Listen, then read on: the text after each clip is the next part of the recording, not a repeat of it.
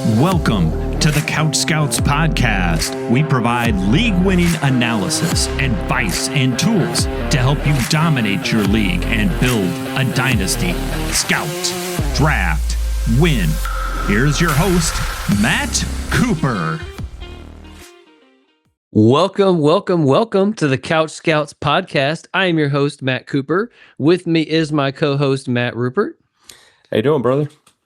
I'm doing good. Smoked a little double smoked ham tonight, so I sent you some pictures. My family was pretty pleased with that one. So yeah, sabbatical for work is coming to an end. Got about a week left on that. Had to do one more big smoke on the smoker. So, but tonight we are going to be talking about Le'Veon Moss, and we're down Matt Jackson this week. He's on his way back from a conference from his work. So yeah, on today's show, we're going to be breaking down Le'Veon Moss, running back out of Texas A&M. The 5'11", 210-pound running back was a 4-star prospect and the 5th-ranked running back in his class coming out of high school. Spent his whole career at Texas A&M, and a significant contextual part of his profile before we even get into the film, he dealt with a litany of injuries in college.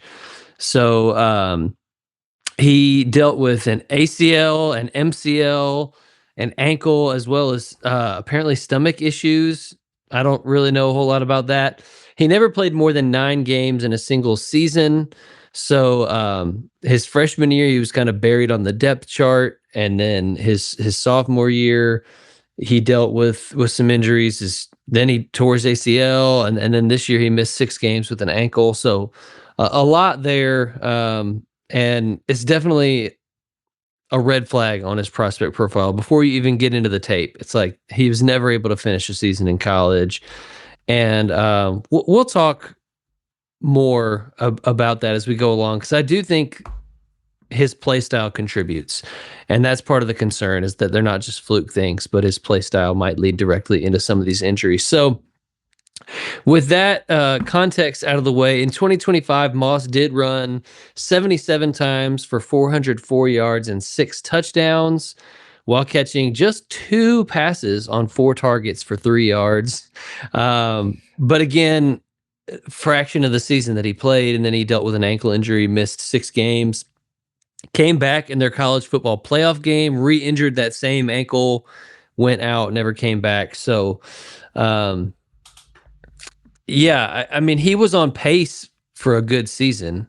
And in 2024, he was on pace for a really good season. He had 121 carries, 765 rushing yards, 10 rushing touchdowns in 2024. That's good for 6.3 yards a carry in the SEC before he tore his ACL and his MCL and missed the rest of the season. So it's like, this is the story with this guy. But you got to imagine if he had played 2 full healthy seasons, his 2024 and 2025 numbers would have been pretty spectacular college seasons. But unfortunately, we did not get to see that happen. So, yeah, a little bit of background there on Le'Veon Moss. And we're going to get into the tape. As always, with the running back position, we start with vision and patience. And we will also be quoting some PFF numbers as we go along. And so we'll be comparing Moss to the 246 other FBS running backs who had 70-plus carries in 2025. For receiving, we'll be comparing his career stats because he didn't do enough in a single season to really talk about. So we can't talk about those 2 catches this year.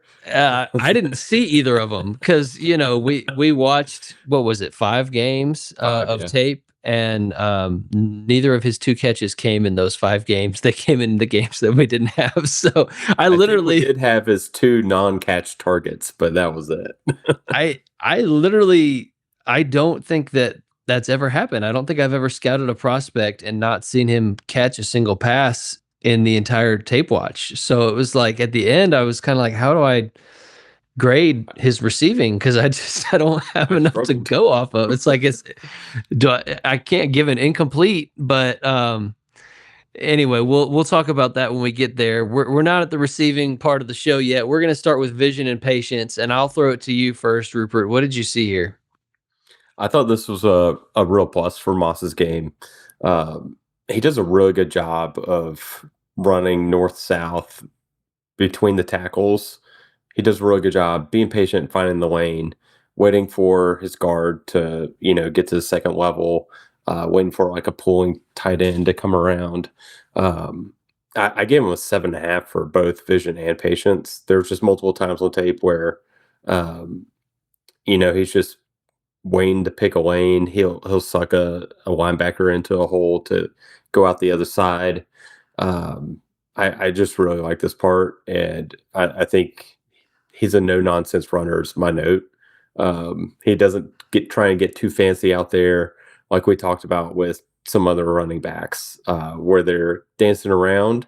He just, all right, this is the best hole. Get skinny, try and get through it, even if it's just a little crease. So I thought these were both plus marks for his game. Yeah, I also had him at a 7.5 in both of these categories. I also thought this was a strength for him. And it's interesting. You guys did Emmett Johnson last week. Could there be two more stylistically different players? You mentioned like the dancing in the backfield versus the no nonsense. I mean, even in terms of like one is like all elusiveness, no power. The other is like all power, no elusiveness. We'll talk about that in a minute. But yeah, I thought he did a really good job hugging the hip of his lineman, either the inside hip if he was cutting to the inside or the outside hip.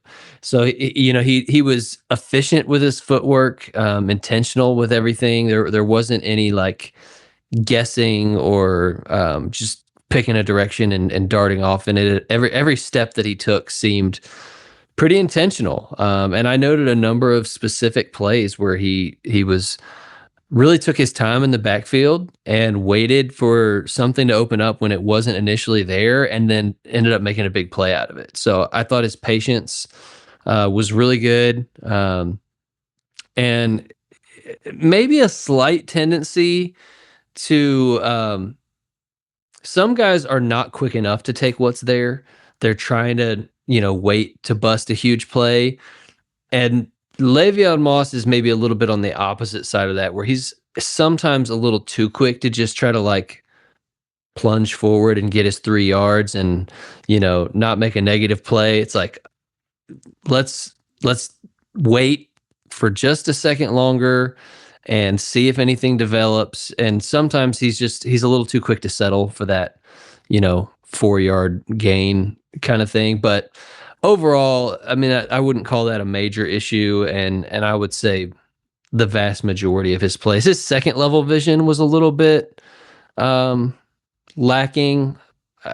He didn't get to the second level a ton, but when he did get to the second level, yeah, there was at least one play I noted where clearly he needed to keep running to the inside because the defender had outside leverage, and he just cut right into the defender and got tackled. And it's like, what are you doing?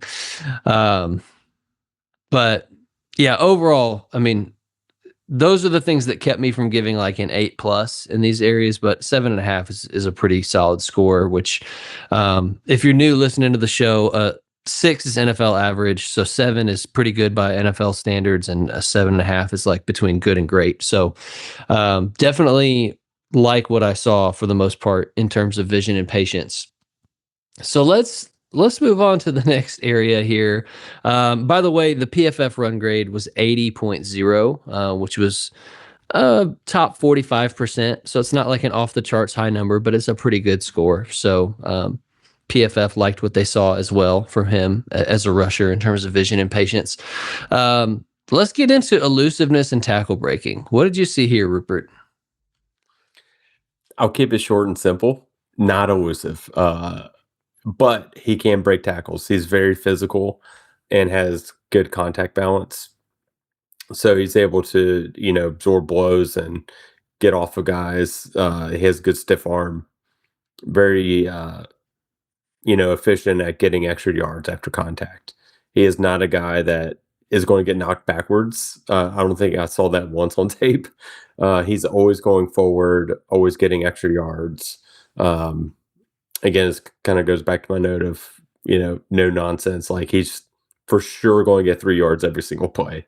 I gave him a 5 for elusiveness, so I believe college average. And I gave him a 7.5 for tackle breaking. But he breaks tackles with physicality, not any kind of elusiveness. Yeah, just quick correction. A 5 on our scale is passable, which is one spot above college average, which is a 4 is college average.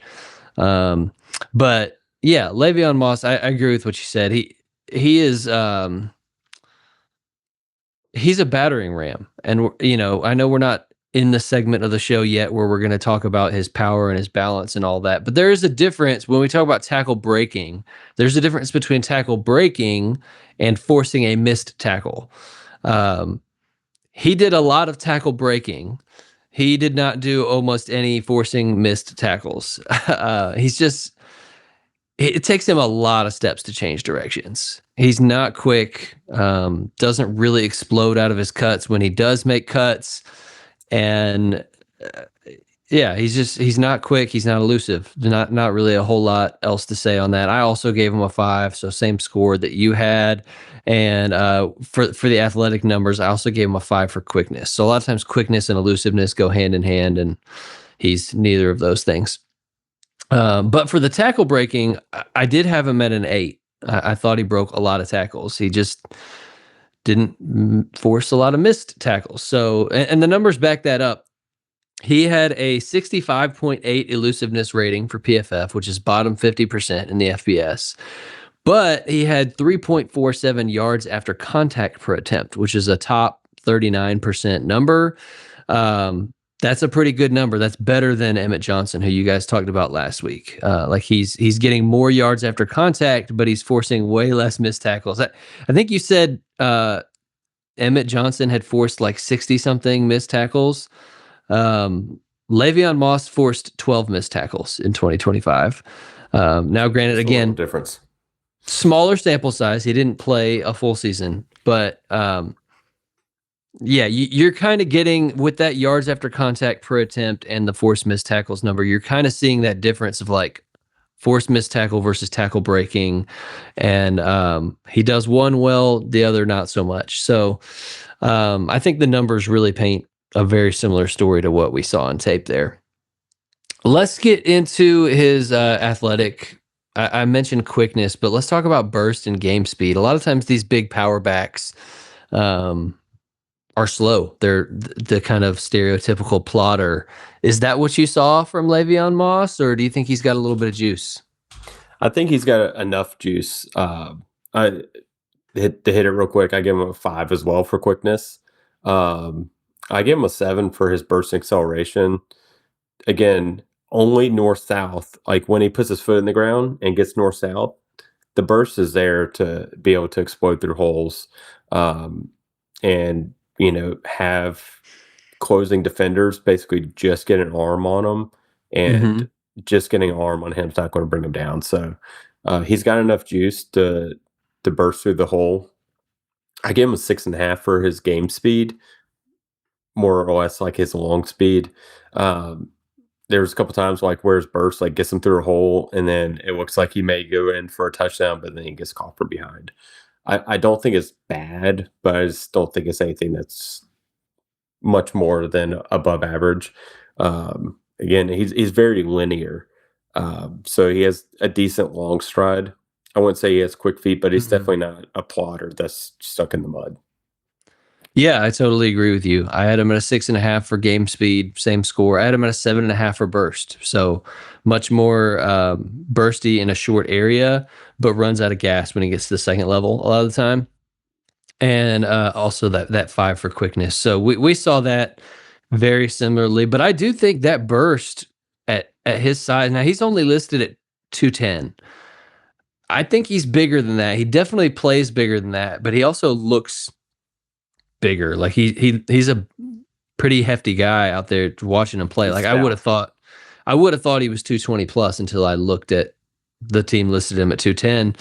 And I'll be curious to see. I assume he's going to be at the combine this weekend, and we'll get official measurements. And I would be pretty surprised if he's not heavier than 210. Personally, but we'll see what happens. And but yeah, he's a big dude, and I think for his play style, he moves pretty well. We've studied guys in the past that we thought were plotters. Braylon Allen comes to mind. Probably some other guys, but he's more athletic than some of those plotters we've had in the past.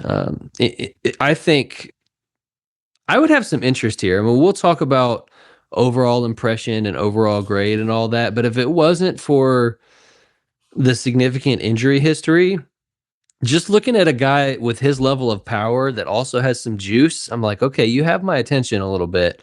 There's some other red flags, but let's talk about the power because we've been hinting at it. And well, before we do that, let's take a quick break. And I want to tell you guys about the awesome benefits we have at couchscouts.com. If you don't know, we offer tons of tools and analysis outside of just this free podcast. We have a rookie guide where we're going to go in depth on 60 plus prospects when all is said and done. Full scouting report, rankings, these numerical film grades that we keep referencing will all be on that rookie guide. It's the ultimate cheat sheet to dominating your rookie draft. We also cover a bonus player every week on a separate podcast that's just for our members that you can get access to. We've had really great reviews from our members on the one-on-one consultations that they can book with us. And shout out to Rupert. He does a great job leading up our consultation product, and rave reviews about that. So lots of good things. You should get in there. We've got Dynasty startup rankings as well. I know it's startup season right now. And we just added in a feature a couple weeks ago where you can actually see market value compared right next to our ranking. So you can see at a glance where we're higher or lower than consensus on a player, which is really helpful with trades too. So definitely check out couchscouts.com. And our standard package is $60 for a year, which comes out to $5 a month. It's basically a cup of coffee. And appreciate you guys checking out what we're doing and joining the Couch Scouts family. So with all that being said, let's jump back into Le'Veon Moss here. And his best trait, I think by far, is his physicality, his power, his contact balance, his pad level. So let's get into that part of his game. And what did you see here, Rupert? This is absolutely where Moss shines. I gave him an 8 across the board for contact balance, pad level, physicality, and power. Yeah, like he just, again, like you said, he definitely seems like he's bigger than 210. I was kind of looking at it because I looked up his height weight before watching him just so I could kind of understand. And like when he puts his shoulder pad into a guy, the guy is going back violently. And he marries that power with the pad level, which is what made him so effective with breaking tackles. And he does a good job of staying on his feet. Like I alluded to earlier, arm tackles does not bring in this guy down. You Nope. really have to, bring your A game and square him up to be able to bring him down. Yeah, I mean, I noted great pad level, strong leg drive, consistently pushing piles. I mean, he would get to, let's say he gets 3 yards and then gets contacted for the first time, and it takes the whole team trying to gang tackle him, and he's often like pushing that thing forward for another 5 yards with everybody just draped all over him. He's a beast in short yardage situations. I mean, so many times it looked like he was about to be stood up and then just on a second effort got the extra yard or two that he needed to get a first down or get across the goal line. Consistently was lowering the boom and just knocking people backwards. One-on-one, he was really hard to tackle. I mean, my note, because we just did Emmett Johnson and Claiborne last week, and those are two like low power, small build, elusive backs. And it was like 2 games into this tape study for Le'Veon Moss. I'm like, okay, that's what power looks like. Like, it almost made me more confident in like me grading those guys lower on it, because it's like when you see the real thing, you're like, yeah, that's different. That's different than what I saw last week. And then it was not just those first 2 or 3 plays, it was consistently throughout the whole tape watch. So my scores were actually a little higher than yours. You said you were 8 across the board. I was at an 8.5 for contact balance, an 8 for pad level, and a 9 for physicality and power. So I thought he was really excellent in this area. And yeah, he was fun to watch. I was kind of honestly coming into the tape watch, I knew the production profile was pretty bad. I didn't really know what to expect, but it was kind of like one of those names that we put on the show list, like when we scheduled out our podcast like months ago. And as we've gotten closer and closer to the episode, it's like, this guy's getting no hype. Like, should we even do this show? Does anybody care about Le'Veon Moss? Is he going to be just a super boring tape watch? And I was kind of like, after the first 2 games, I was like, I like this guy. And at the time, I didn't even know about his injury history. I was just like, I kind of like the tape here. Like, what, So anyway, some real weaknesses on his film, but some really strong strengths as well. And power was definitely the biggest of those. I mean, he was really fun to watch in that regard. Broke a lot of tackles. So, let's get into the receiving. I mentioned he only had 2 catches this year, which made this hard to grade because we're primarily film guys.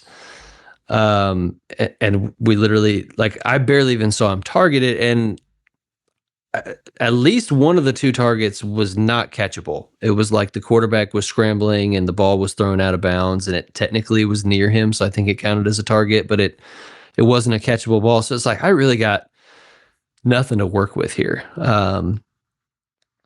But I think a few things caught my attention. One, there were a bunch of times he was open in the flat and the quarterback didn't even look his way, which partially speaks to the quarterback play. He was a little bit of a quick to take off and run kind of guy, but I also think it speaks to trust levels.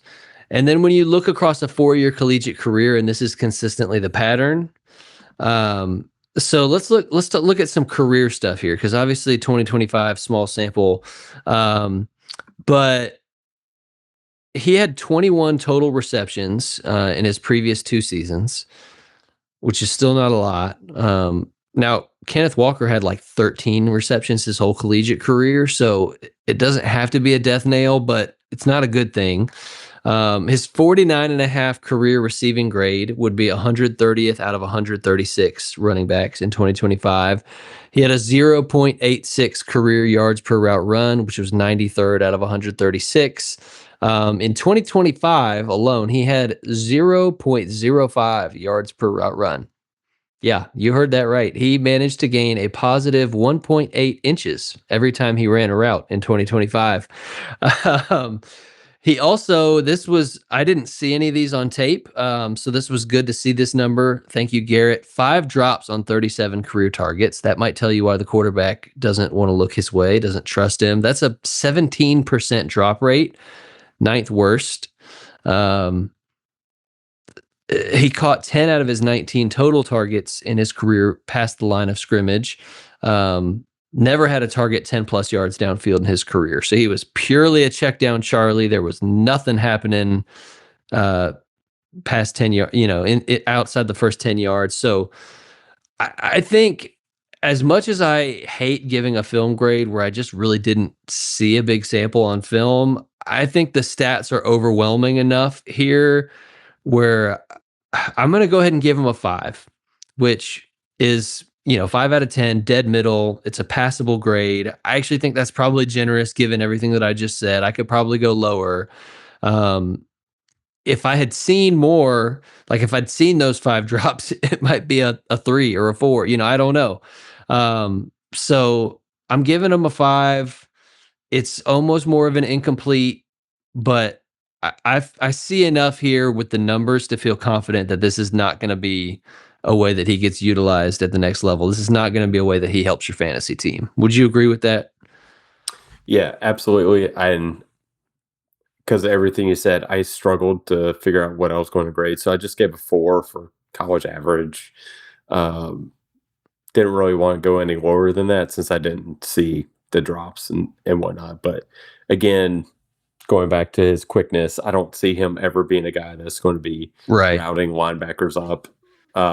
So he's not a guy that you want to get him a screen in open space and he's going to make big plays out of it. Like, it's just not. It's not how he plays. Now, this last one that we're going to talk about is interesting.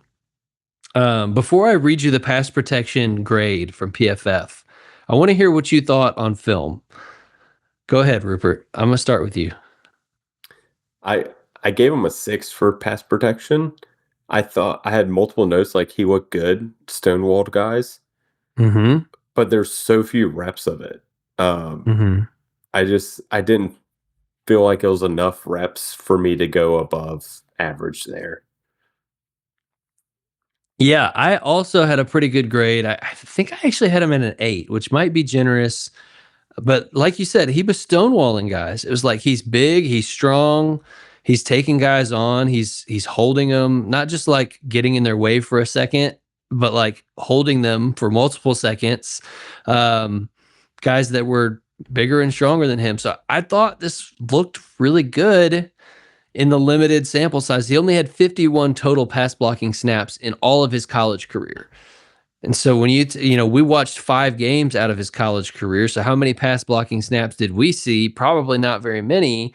Here's the PFF grade though. This shocked me. He had a career 24.0 pass blocking grade, which is brutally bad. Brutally bad. I kind of liked what I saw on tape, but again, just such a small sample.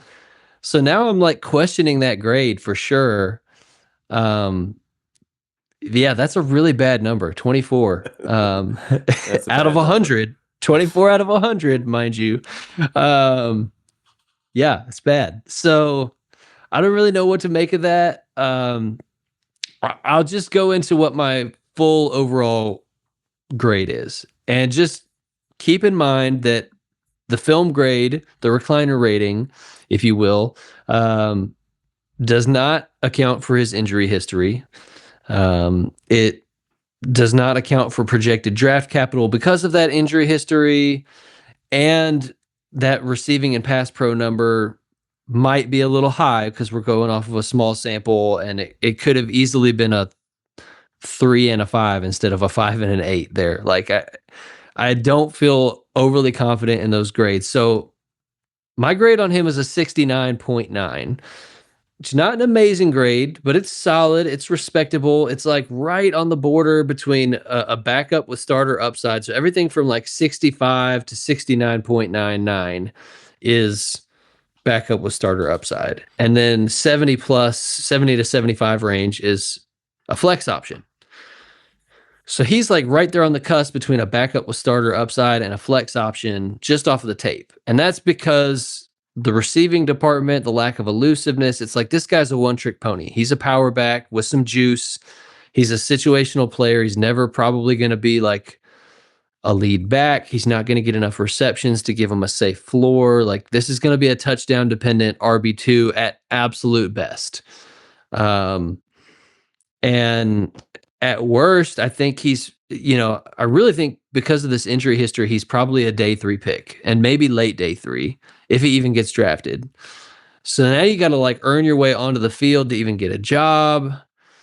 It's an uphill battle for him to be fantasy relevant, I think. So even like the 69.9 grade that I have, I think is probably a little higher than I actually will rank him as a prospect.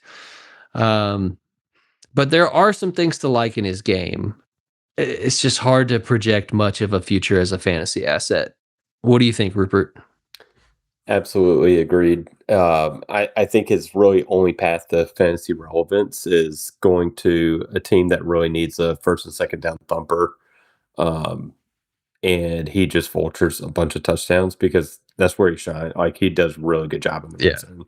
Like I could see him on a high powered offense. Quarterbacks just in shotgun, they get down to the 5 and they just hand it off in shotgun to him, and he gets, double digit touchdowns. LeGarrette Blount style. Exactly. That was exactly what I thought of. He's I could not as see big that. as that guy, but Yeah. very few people are. Yep. Similar path though to fantasy relevance if he goes to a great offense. Yeah, I agree. I don't see him any chance of him being a day 2 pick. So it's definitely going to be a day 3 pick or undrafted. But I'm interested to see where he goes because if he does get a really good landing spot, let's see what happens. I have him at 66.23. Yep, so a little bit lower than you. I have him slightly above Katron Allen in my recliner rating. I probably will have Allen ahead in rankings because I think he's a little bit safer. Probably gets drafted ahead of him. So Yeah, I we'll can see see how it that. ends up, but I'm not I've got totally him a out on him. good bit. I've got him a good bit ahead of Katron Allen in terms of the recliner rating, but I agree with you. I probably would rank Allen higher. Like Allen for me is a 64.95. It's a pretty low grade. So it's like almost a 5-point difference between the two of them.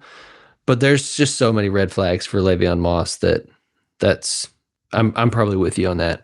So all right. Well, that's going to do it for tonight's show. Hope you guys enjoyed it, found some value. If you did, leave us a 5-star review on whatever podcast app you're listening on. It helps people find our show. We also have a free community Discord with over almost 300 active members in there talking all the time, giving people advice on trades, reacting to news. It's a really fun community, and even people praying for each other. We have a prayer request channel, and that's been kind of cool to see people just share a little bit of what they've got going on, and the community just supporting each other in that way. So definitely check out the free Discord. The link will be in our show notes, and check out couchscouts.com. And if you're a member, head on over to that Scout Potato podcast. We're going to be talking about Jamari Taylor out of Virginia tonight. And he's a fun one. He was a fun tape watch, a name that I don't really hear anybody else talking about. So our members are definitely going to want to tune in for that one. So with all that being said, hope y'all have a blessed week. We'll see you next week.